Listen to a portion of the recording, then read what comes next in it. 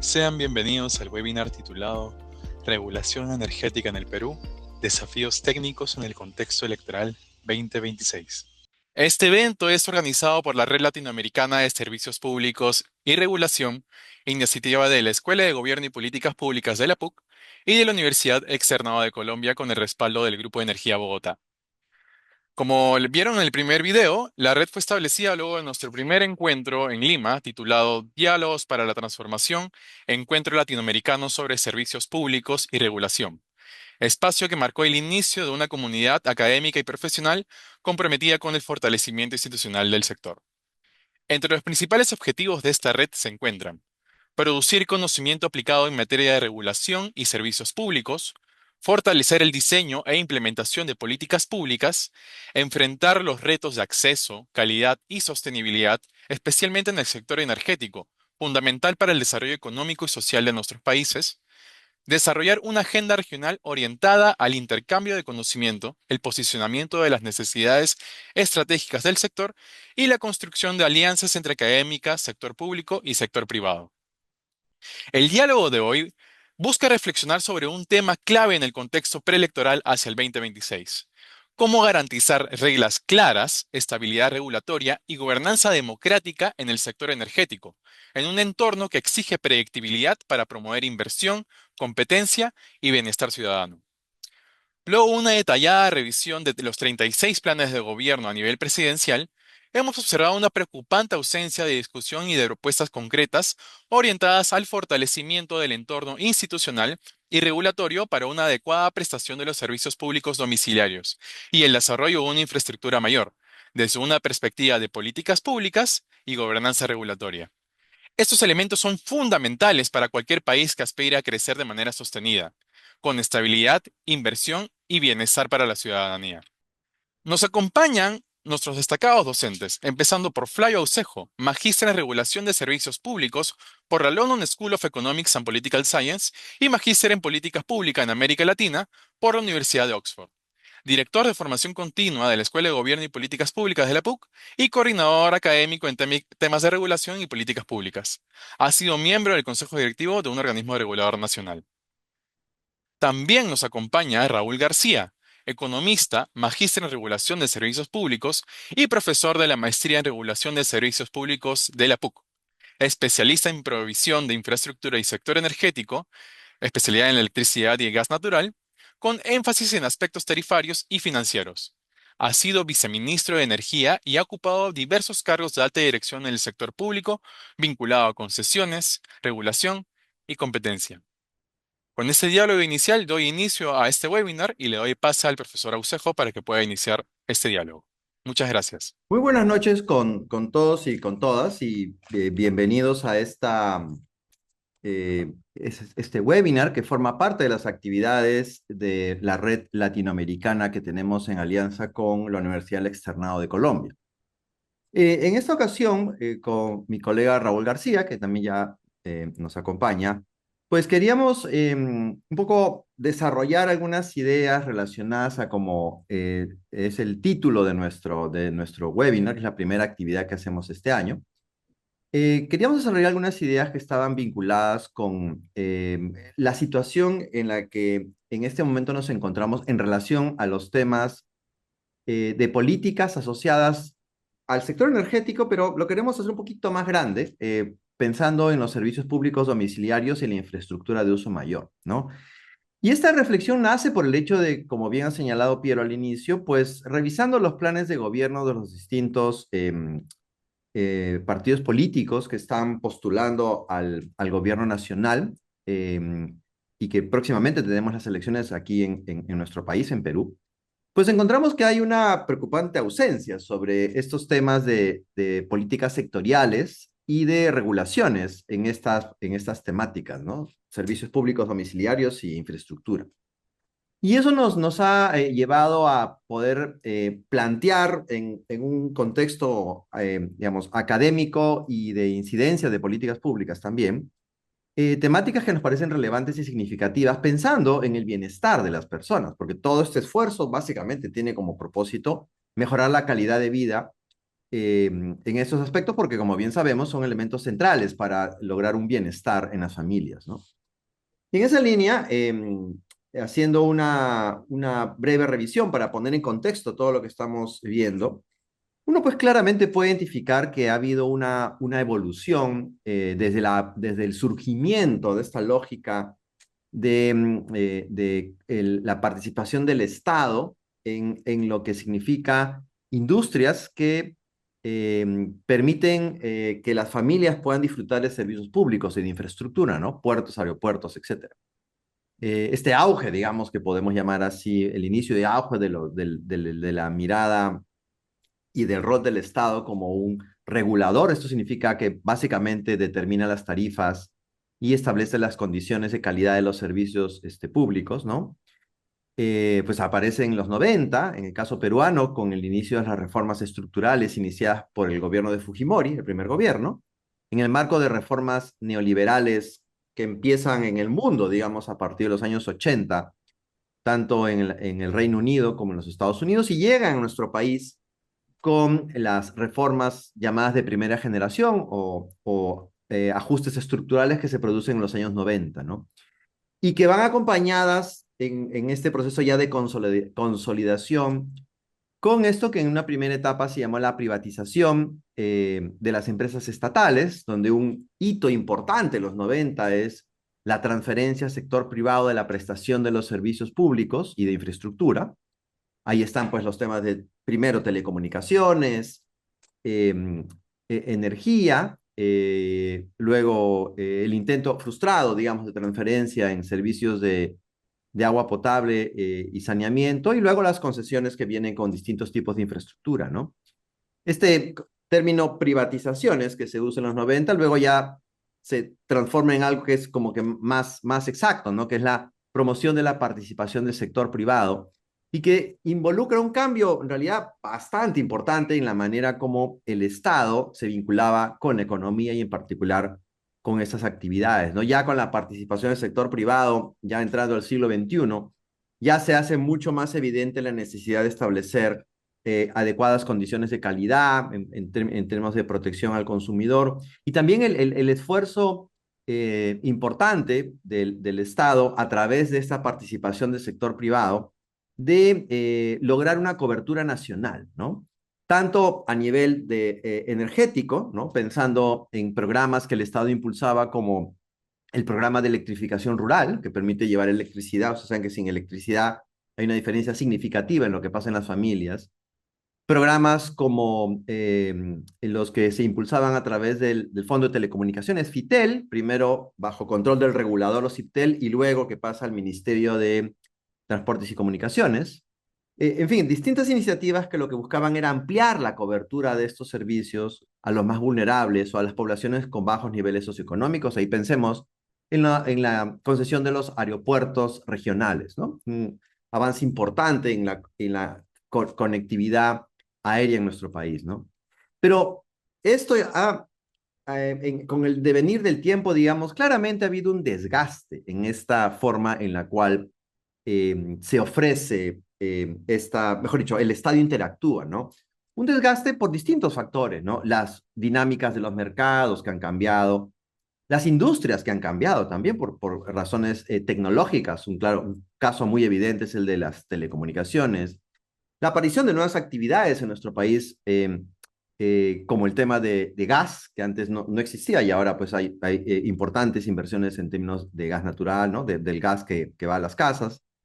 También las tendencias globales son un elemento que involucran repensar cómo son estos arreglos institucionales y también, ¿por qué no decirlo?, la politización en donde hay intereses indebidos que afectan tanto las políticas sectoriales como las políticas regulatorias, ¿no? Y siempre el latente riesgo de captura regulatoria.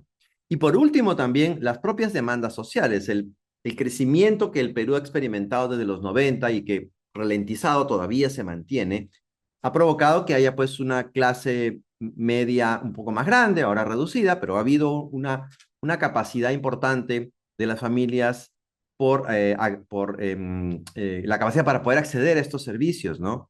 Entonces hay lo que el Banco Mundial llama como una fatiga social, ¿no? Las familias consideran que las tarifas no han bajado como deberían, un tema siempre controversial, porque las tarifas no necesariamente siempre tienen que bajar, pero hay en el imaginario, digamos, de las familias está el tema tarifario como que pago mucho, ¿no?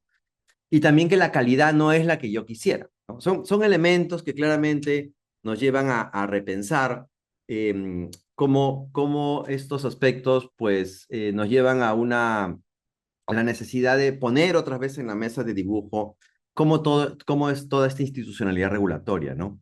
Y claramente desde el año 2016 hasta ahora, lo que el país vive es lo que se denomina en ciencia política una turbulencia política. Esto que tenemos 10 presidentes en 10 años, claramente pues afecta de manera significativa poder mantener políticas sectoriales sostenibles en el tiempo. Y este año en particular es muy importante porque estamos en un año electoral, electoral general, porque tenemos elecciones nacionales y elecciones subnacionales, ¿no? Entonces, esto nos da estos minutos para dar un rápido contexto de lo que está ocurriendo, lo cual nos plantea desafíos muy importantes en términos regulatorios, ¿no? Y eso, por eso es que con Raúl pensamos valía la pena poner todos estos elementos en la mesa, ¿no? Primero, el tema de la productividad y la competitividad. O sea, el país no puede ser competitivo si no tiene una adecuada infraestructura en todo sentido, ¿no? Y es un elemento central para poder sostener un crecimiento que sea significativo, digamos, ¿no? También la tecnología, elementos como la inteligencia artificial o la ciberseguridad representan desafíos centrales para lo que es la regulación, ¿no?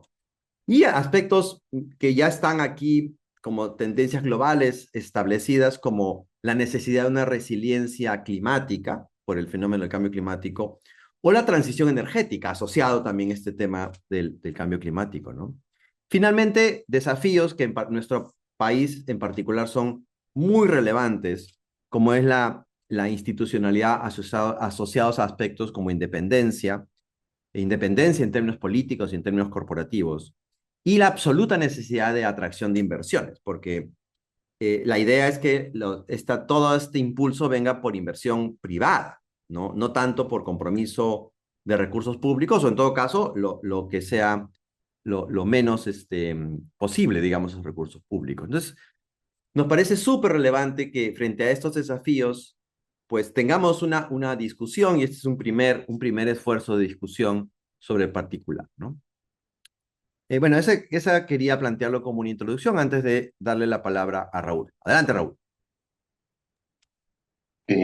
Gracias, Flavio. Eh, sí, yo creo que después de 3 décadas digamos, desde la creación de los primeros reguladores, el modelo, digamos, que se aplicó en el Perú, digamos, me parece que fue un modelo interesante, ¿no? De un regulador autónomo, de los ministerios, y con, digamos, capacidad técnica, financiera, digamos, en general, lo más independiente posible. Fue un modelo que surgió bien, pero que pasados, digamos, 2 décadas, 3 décadas de aplicación, me parece que necesita volverse a revisar, necesita una actualización para que siga, digamos, funcionando, ¿no? Como tú dices, los mercados han cambiado, la tecnología ha cambiado. Yo creo que también ha habido un desgaste, ¿no? Del esquema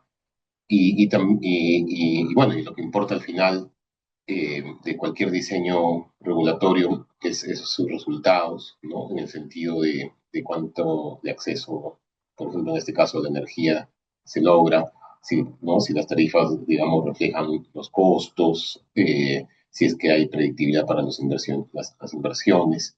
Y yo creo que ahí se ha perdido un poco, por lo menos en el sector energético. Eh, y como digo, yo creo que es un desgaste natural del modelo, que yo creo que hay que repensarlo. Hay muchas cosas que ya ha habido, por ejemplo, en el sector eléctrico ha habido, yo creo que 6 o 7 procesos tarifarios, porque son cada 4 años. En la industria del gas natural también ya han habido unos 3 procesos tarifarios, en algunos casos, o 2 en otros, ¿no? Entonces ahí hay mucho que recoger. Y si ya, digamos, en términos más aterrizados, más prácticos, está funcionando el modelo, ¿no? porque a veces, digamos, el problema está en los detalles, ¿no? ¿No? Como dicen.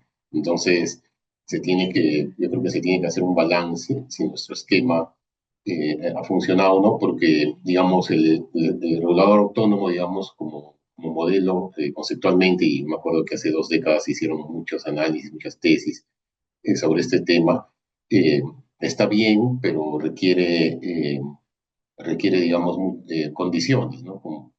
Y que yo creo que algunas condiciones se han ido perdiendo. Por ejemplo, la capacidad, ¿no? De técnica se tiene que ir actualizando siempre, ¿no? A veces puede generarse una brecha, ¿no? Por ejemplo, en el caso de la industria del gas natural, hay nuevos desarrollos con el GNL, con el GNC, diariamente van cambiando las tecnologías, un poco los mercados también. ¿No? Igual en el sector eléctrico, ¿no? Ya hay una revolución, digamos, del paradigma, ¿no? Del sector eléctrico con todo el tema de las smart grids, con el almacenamiento, hay nuevos desarrollos como el hidrógeno verde, etcétera. Entonces, yo creo que los reguladores necesitan, digamos, ir a ese ritmo, y conocer, ¿no? Digamos, tener también una relación continua con el sector privado, o de alguna manera eh, pasar, que haya, digamos, un trasvase, digamos, de información, de know-how también del sector privado al sector público, ¿no? Eso no sé cómo se puede lograr, pero es importante, ¿no? Que estén, digamos, permanentemente actualizados. Por otro lado, por el lado remunerativo, también me parece que si bien es cierto la cantidad, eh, eh, digamos, de empleados en el sector público, y incluso en los reguladores y también los terceros, que son los supervisores, puede haber aumentado, yo creo que se ha generado también cierta brecha a niveles de alta dirección con el sector privado. Ahí no sé si pasar a servir, por ejemplo, puede ser una buena idea, que creo que mejora a los altos directivos con estos, porque el sector público tiene el problema remunerativo, que prácticamente los topes salariales están casi en los mismos niveles hace 20 años, ¿no? Entonces, se ha generado una distorsión ahí, y a veces la remuneración no va con las responsabilidades, eh, y se generan también desincentivos en varios niveles, ¿no?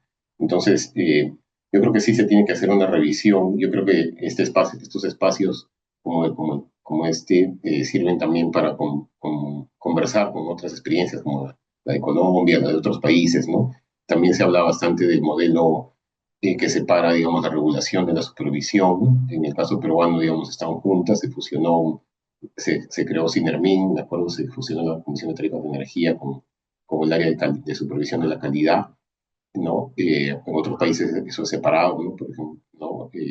Digamos, quizás el modelo, habría que ver cuál modelo funciona mejor, pero lo que se importa de cualquier diseño, digamos, regulatorio, es que haya una coherencia también, que a veces se ha perdido. En algunos casos se ve de que, digamos, quizás el área de regulación exige algunas cosas, reconoce algunos costos, y el área de supervisión también exige algunas, y supervisa y multa por algunos temas que no necesariamente se reflejan en los costos que se reconocen, ¿no? De eso hay ejemplos, digamos, prácticos, ¿no? Que les puedo comentar, ¿no? Entonces, se puede, digamos, analizar todo este tema, eh, ya entrando un poco a cómo ha funcionado ya la regulación en la práctica, ¿no? Eh, Sacar lecciones, ver también qué cambios se han hecho en otros países, eh, para lograr estos objetivos que son el acceso, las tarifas adecuadas y digamos, la predictibilidad para las inversiones, que las tres cosas van juntas, ¿no? También un poco no eh, educar también a la población, por ejemplo, en el caso del agua, que es más patético, digamos, ¿no? De que el agua tiene un costo, ¿no? En co- eh, y que a veces no se reconoce, ¿no? En tema también de educar a la población, ¿no? Por otro lado, también los niveles de calidad, a veces también hay que actualizarlos con las mejoras también en los niveles de vida de la población, ¿no? La población en estos 20 años ha mejorado sus niveles de vida y también puede querer más calidad, pero todo tiene que estar concatenado, ¿no? Mayor calidad también incluye, en muchos casos genera mayores costos. En el caso del acceso, en el caso del sector energético, tanto en electricidad como en gas natural, que son las industrias reguladas, también sucede de que eh, un mayor acceso genera mayores costos, porque curiosamente en países como el Perú, que tiene zonas muy dispersas, de baja densidad, etcétera, los costos son marginales, van aumentando en lugar de bajar, ¿no? Salvo en algunas zonas, digamos, en las zonas superurbanas, como puede ser Lima, pero en promedio, digamos, a veces generar mayor acceso implica mayores costos y eso es muy difícil de explicar, ¿no? Eh, pero también se puede compensar eso con subsidios cruzados, etcétera, ¿no? Entonces, yo creo que la regulación pues es un tema complejo que tienes que compatibilizar varios objetivos, ¿no? De eficiencia, de equidad, ¿no? Eh, y también de educación a la población, me parece, ¿no? Que a veces, y eso por ejemplo en el caso del agua, ¿no? Me acuerdo muy claramente que se hablaba que no, hay que no se debe privatizar el agua, pero en realidad nunca se quiso privatizar el agua, o sea, no es que tú digas ya te doy el derecho a vender el agua al precio que tú quieras, ¿no? Lo que realmente era, se buscaba en unos operadores privados y lo que se cobra, digamos, es los costos de transporte, de tratamiento, ¿no? O sea, digamos, a veces el tema político también genera una percepción de la población que no es digamos, la real y no permite también un debate, eh, digamos, más sincerado, digamos, de cuáles son los temas que están en el fondo, ¿no? Bueno, eso podría comentar como una primera visión de más o menos cómo los veo a los reguladores, y en el caso particular del sector energético, después de algunos años de experiencia, ¿no? Ujú. Ahora, uno de los aspectos, Raúl, que es siempre interesante desde una perspectiva práctica, pero también académica, es esta tensión que hay entre las políticas sectoriales y las políticas regulatorias, ¿no? Las decisiones que toman los ministerios y las decisiones que toman los organismos reguladores, ¿no? Porque claramente la temporalidad es distinta, ¿no? El gobierno dura 5 años, pero las políticas, digamos, para que funcionen tienen que tener un horizonte mayor de 5 años.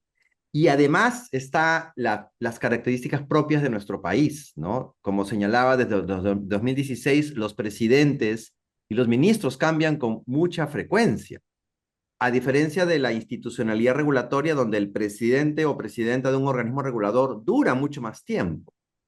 Entonces, este tema de la mirada, y además los inversores privados entran pues en una lógica de 50 años, ¿no? Porque una operación de energía eléctrica, una operación de agua, en realidad tiene unos costos hundidos enormes que hace que sea una inversión de largo plazo.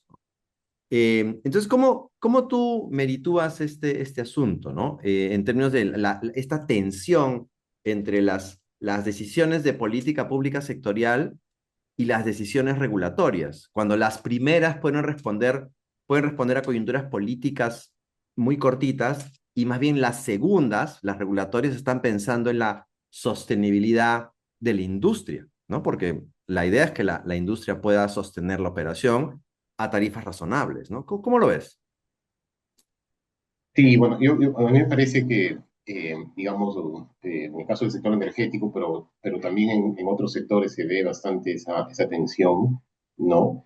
Yo creo que los sectores tienen que actualizar y tener bien clara la política sectorial, ¿no? Actualizar, por ejemplo, la política energética.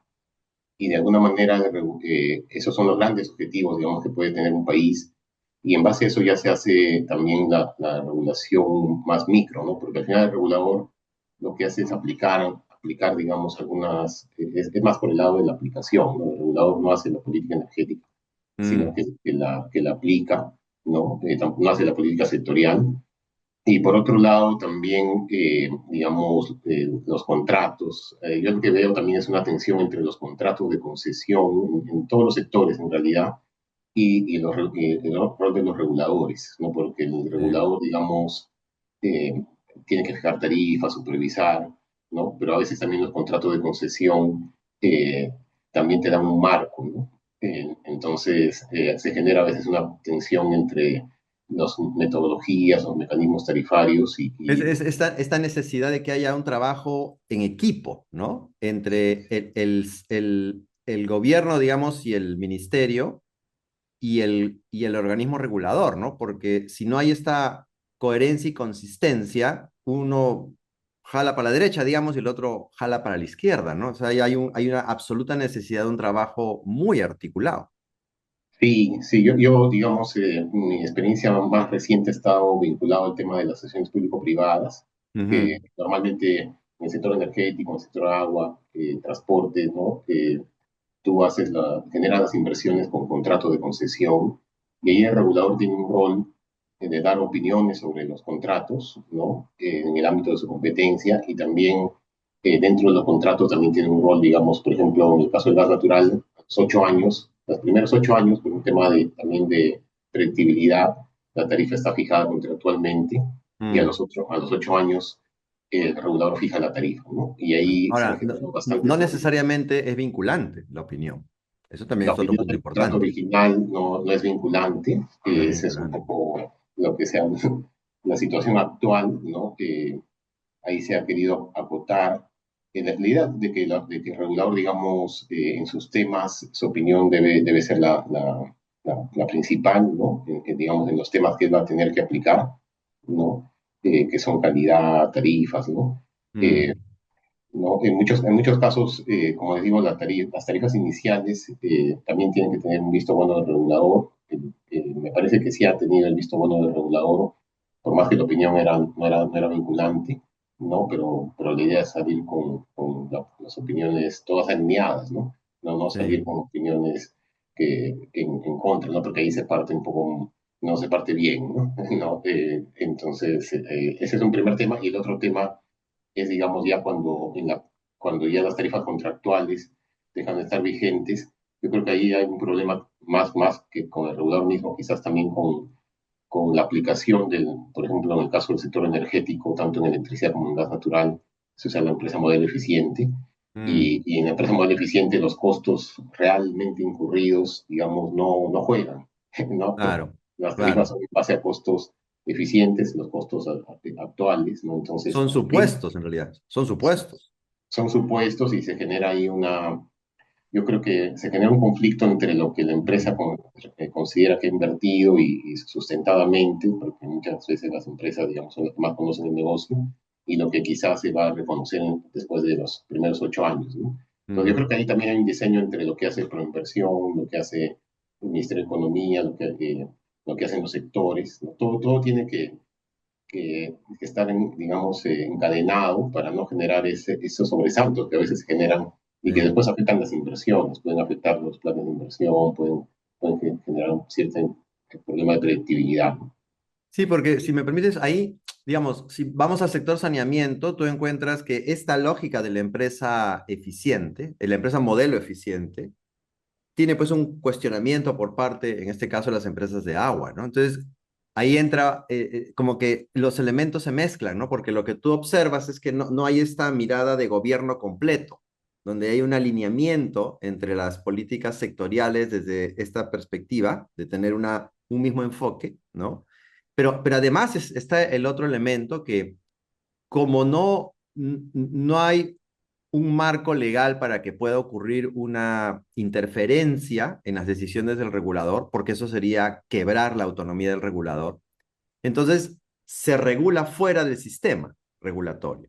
Entonces salen decretos supremos, o sea, se trata de reescribir las reglas entrando por la puerta falsa, digamos, porque hay una lógica de parte del ministro de turno, y acá ya sabemos que los ministros cambian mucho, ¿no? Entonces, a mí me parece que esto sí tiene un severo efecto sobre la predictibilidad regulatoria, ¿no? Porque creo que los dos casos que estamos comentando claramente afectan la predictibilidad regulatoria, lo cual sí puede generar un efecto no deseado sobre las posibilidades de atraer inversión y efectos más complicados como afectar el grado de inversión, en fin, cosas que no queremos, ¿no? ¿Cómo ves tú este asunto de la predictibilidad regulatoria a la luz de lo que estamos discutiendo? Sí, digamos, sí he visto ese conflicto, no solo, como tú mencionas, del Ministerio de Vivienda, el Ministerio de Transportes, el Ministerio de Energía, y de alguna manera hay momentos en que hay conflictos con el regulador, ¿no? Yo creo que ahí tiene que haber un mejor diálogo, algún tipo de mecanismo, digamos, en que los dos se compatibilicen, ¿no? Que, eh, que también se atienda, si ese es un tema legítimo, digamos, la preocupación sectorial, que el regulador también de alguna manera lo atienda, ¿no? Que no sea, digamos, una isla, pero por otro lado tampoco que se politice, que es un tema político, tampoco no se politice el tema, ¿no? Entonces, Mm, yo creo que se necesita cierta flexibilidad quizás en los marcos de actuación, ¿no? O una mayor participación digamos, en algún grupo de trabajo, lo que sea, ¿no? Del regulador con los ministerios, ¿no? Antes yo creo que eso, por lo menos en el sector energético, yo lo veía más, ¿no? Digamos, un Sinermin que participaba más proactivo, no tanto a la defensiva, sino más bien que también hay que cuidar, ¿no? Porque, digamos, el ministerio es el que hace al final la política energética, ¿no? ¿No? Pero digamos que los dos trabajen juntos, ¿no? Por otro lado, también en el sector agua, por ejemplo, me acuerdo mucho que el regulador de agua no le gustaba que le pongan funciones en los contratos, ¿no?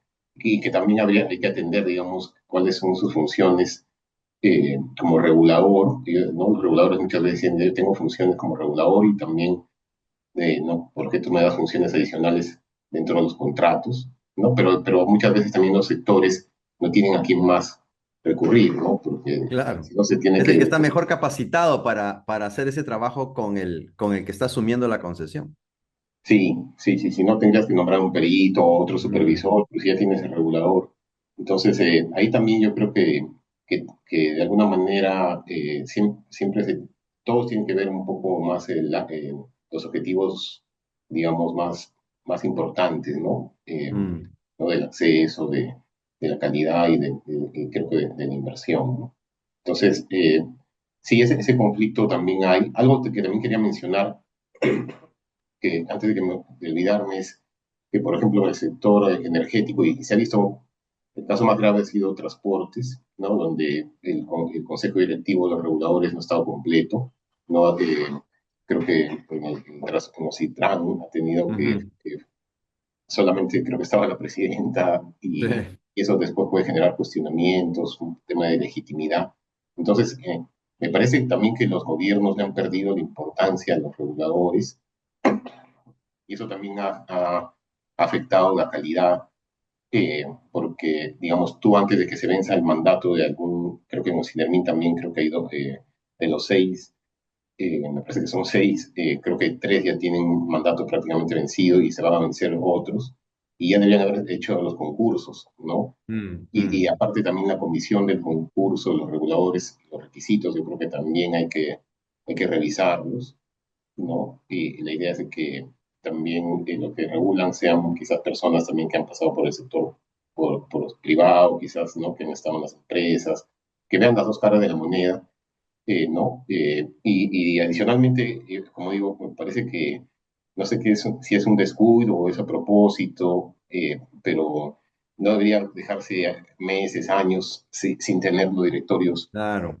completos, completos, ¿no? ¿no? Los consejos directivos completos, ¿no? O sea, eso un poco me muestra, yo creo que una falta de interés o no darle la importancia al regulador que realmente tiene, porque es muy decisivo sus decisiones de regulador, porque detrás están todas las inversiones, ¿no? Mm, Otro tema también que he apreciado es, digamos, y que justamente la comparación internacional puede ayudar, es el tema de cómo dar mayor predictibilidad, como tú decías, y también mm. un proceso un poquito más eh, que, que permita corregir errores quizás que pueden cometerse, ¿no? Porque nadie, digamos, es perfecto. Por ejemplo, en el caso peruano, a diferencia de otros países, digamos, solamente el Consejo Directivo es el que fija las tarifas y también revisa los recursos de reconsideración. Es el mismo Consejo Directivo y eso por ejemplo, he estado en Indecopi, he estado en OCITEL, ¿no? En varios lados, en cuerpos colegiados, digamos, siempre se necesita una segunda instancia que quizás es mejor que no sea el mismo que ha sido el que ha hecho la primera decisión, ¿no? Quizás otro órgano independiente. En otros países a veces se dividen, un grupo está en decide la primera instancia y otro grupo la segunda. En otros países hay paneles de expertos, como en Chile, que de acuerdo a lo que hemos averiguado, ha funcionado muy bien.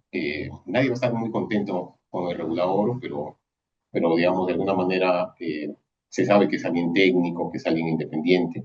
Entonces yo creo que el tema de la segunda instancia también es importante en términos regulatorios. Eso como elección, digamos, después de más de veintitantos años de aplicación, ¿no? En caso de Mm, electricidad, creo que la primera regulación fue en 94, aunque todavía no se acababa, digamos, realmente la primera creo que fue en 97 en términos prácticos.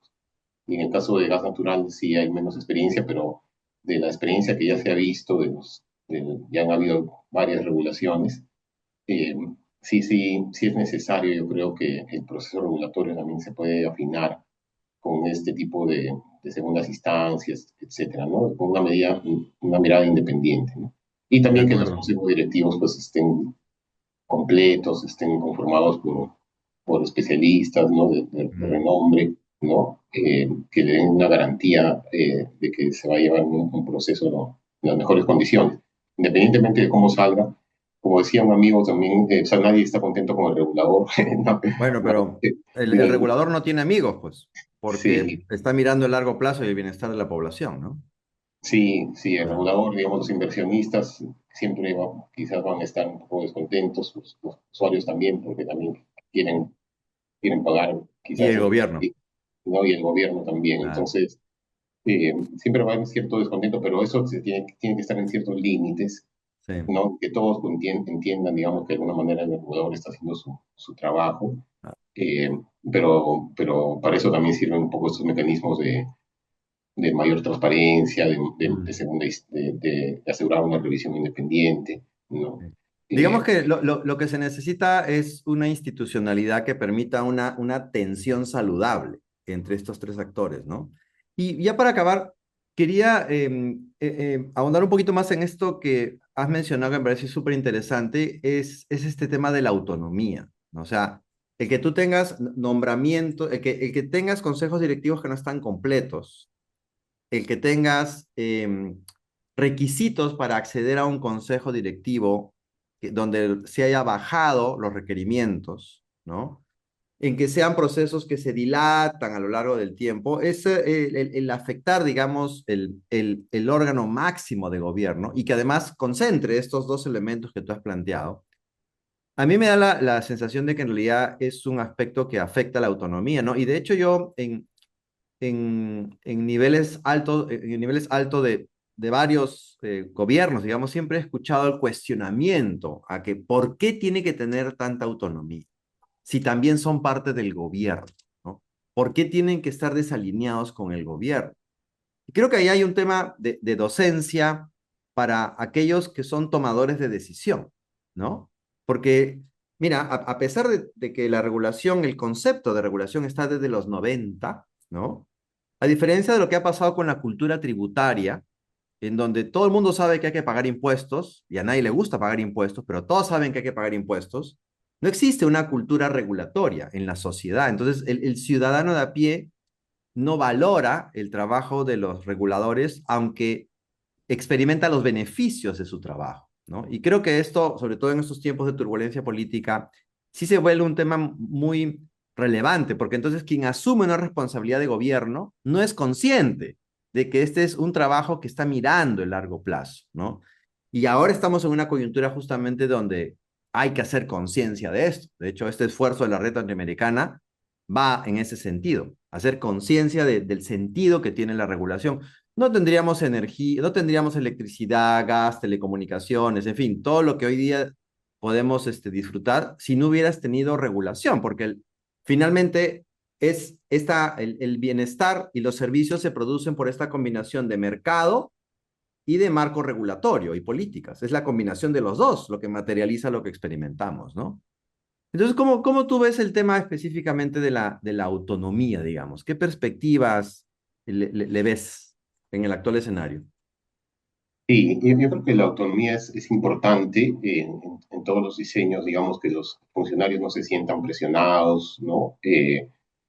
Pero también tiene que estar acompañada también de estas otras condiciones, ¿no? De que haya, Mm. eh, que Es sean, una con otra, ¿no? O sea, sí, autonomía, pero con rendición de cuentas. con rendición de cuentas, que sean, que estén, digamos, sean, han sido adecuadamente elegidos, ¿no? Que Mm, tengan las mm. capacidades, que estén actualizados, ¿no?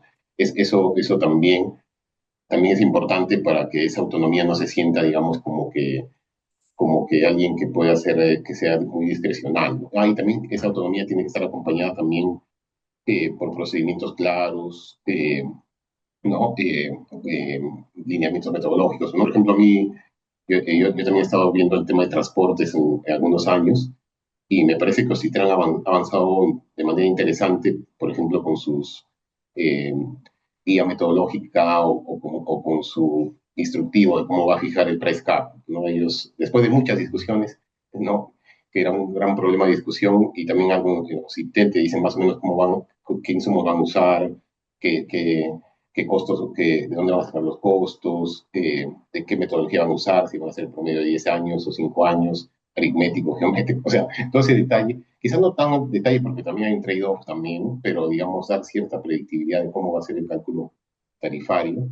Eso también ayuda a que el temor que pueden tener, digamos, los inversionistas a esta autonomía, eh, como digo, la autonomía está bien, pero digamos, para reducir cualquier problema que pueda surgir, tiene que estar acompañada de otros elementos, ¿no? Ah, la autonomía, pero con responsabilidad, ¿no? Con responsabilidad, con márgenes también, Con con ciertos margen. márgenes de acción, ¿no? Y eso también se tiene que ir construyendo. Y además yo ahí en esa línea coincido plenamente contigo y me parece que aunque ya el Estado peruano ha desarrollado todo un marco, digamos, para lo que es el análisis de impacto regulatorio, creo que todavía hay un espacio importante de mejora en lo que es los análisis ex post, ¿no? Oye, yo saqué la regulación, viene funcionando en los últimos 5, 8, 10 años. Bueno, sentémonos a ver si ha logrado los resultados esperados, ¿no? Creo que esas dos miradas, ¿no? Tratar de predecir qué va a pasar cuando lanzo una metodología. Bueno, ahora hay, bueno, desde hace bastante tiempo hay audiencias públicas, reuniones, digamos, pero un buen análisis de impacto regulatorio, pero también regulaciones que están vigentes por mucho tiempo, sentémonos a ver si ha logrado los resultados esperados. Esto que ya es una práctica, por lo menos verbal, en el Estado peruano, de la importancia de la evidencia, ¿no? Entonces, así como hay prácticas interesantes de evidencia en otros sectores como educación o el MIDIS, ¿no? El MINEDO, el MINIDIS, que trabajan un poco con evidencia, también aquí sería muy interesante poder intensificar este esfuerzo de construcción de evidencia de los efectos de la regulación, ¿no? Si ha logrado o no ha logrado el resultado esperado. Sí, sí, yo creo que el análisis de impacto regulatorio lo hacen los reguladores. Por Mm, ejemplo, Sinermin creó una nueva opción tarifaria, la opción tarifaria BT5i, creo que se llamaba, mm, para los medidores inteligentes, y hicieron su análisis, bueno, pero digamos, pero no es válido para los procesos regulatorios, digamos, recurrentes, ¿no? Ahí no se hace ningún impacto regulatorio. Y ahí más bien yo creo que sí se necesita algún tipo de instrumento para ver si la regulación que tú haces cada 4 años está dando los resultados adecuados o no, ¿no? Algún tipo de evaluación, ¿no? claro, claro. ¿No? Algún tipo de evaluación, ¿no? Por ejemplo, en el caso del gas natural, la foto actual en el caso del gas natural es que tenemos solamente usuarios prácticamente en Lima y 2 millones, que creo que ya está llegando después de muchas marchas y contramarchas y después un medio millón más, pero todos están en la costa. Pero no hay gas natural, digamos, domiciliario propiamente dicho en la sierra ni en la selva. Entonces, y el Estado tiene un poco el objetivo de masificar el gas. Entonces, ahí nos ha logrado encontrar con la participación del regulador, pero también con la participación de Proinversión, del MINEN, que todos, digamos, se pongan más o menos de acuerdo en cómo lograr los mecanismos para que haya un mayor acceso al gas natural, ¿no? Entonces, quizás, digamos, eh, comentando un poco este tema, es esa necesidad, y enfatizando de nuevo, ¿no? El tema de la necesidad de que los tres participen, o los cuatro, digamos, incluyendo el Ministerio de Economía, ¿no? Que también Sí. entra un poco en el tema. Los cuatro participen cada uno aportando desde su punto de vista, ¿no? Desde el punto de vista técnico, ¿no? El regulador es un soporte muy bueno por el lado técnico, ¿no? Para los ministerios, ¿no? Eso también creo que se ha perdido un poco, ¿no? Quizás la confianza incluso también entre el sector y el regulador, y eso también sucedía en todos los sectores, ¿no? En transportes, en También, agua. también es la rotación, ¿no? La rotación de ministros afecta mucho esta dinámica de trabajo porque cambian las personas, entonces hay que construir confianza de nuevo. Eso sí tiene un efecto severo en la posibilidad de sostener este tipo de dinámica, Sí, sí, sí. ¿no? Bueno, excelente. Muchísimas gracias, Raúl. Creo que este es un diálogo que lo que ha buscado es empezar a discutir, digamos, elementos que son relevantes y significativos dentro de lo que es el foco de atención de la Red Latinoamericana de Servicios Públicos y Regulación, ¿no?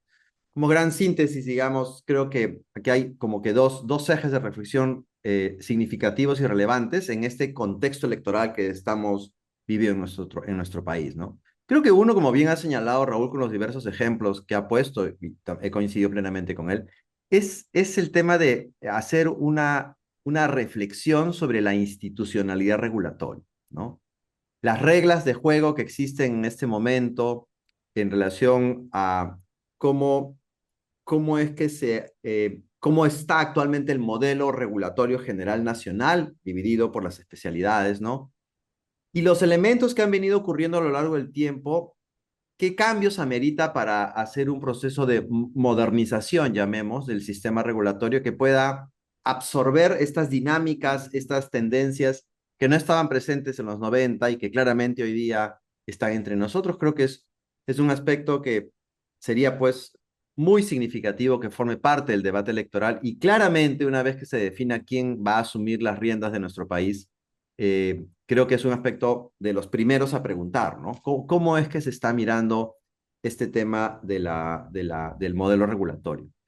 Y creo que el segundo elemento está referido a aspectos directamente vinculados a dos dimensiones, ¿no? Uno es este diálogo constructivo que tiene que existir entre la política sectorial y la política regulatoria.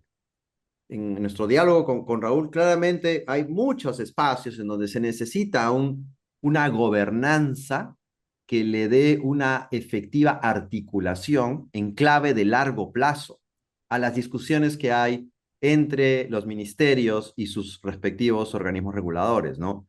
El peor escenario es donde el ministerio saca un decreto supremo y básicamente al regulador termina siendo una pintura en la pared, ¿no? O sea, eso es lo peor que nos puede pasar porque tiene efectos severos sobre elementos que son muy necesarios para el país, como es la atracción de inversión privada, ¿no?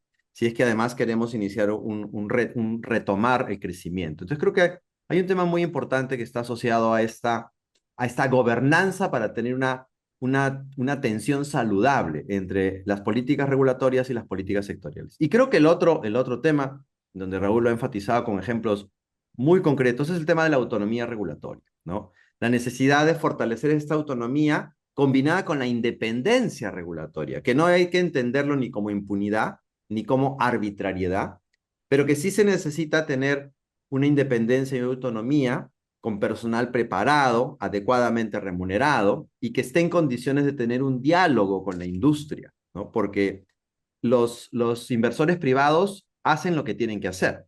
Y como se dice coloquialmente, es ganarle a la regulación, porque así está pensado el sistema, ¿no?